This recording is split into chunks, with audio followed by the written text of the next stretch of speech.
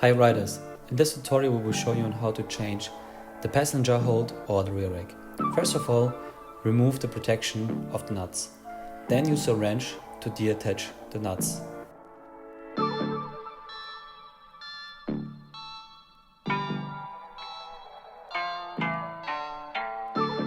In the next step, remove both screws on the left and on the right side.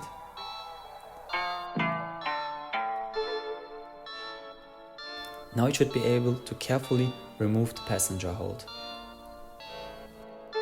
To attach the passenger hold or the rear rack again, make sure to attach it on both sides with the rear suspension like this, and then mount the washer and the nut again on both sides.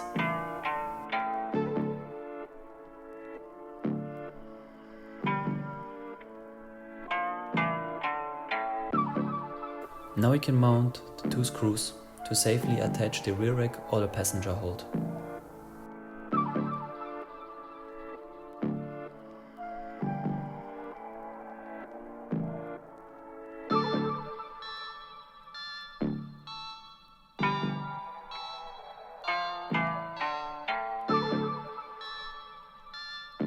Make sure that all nuts and screws are tightened.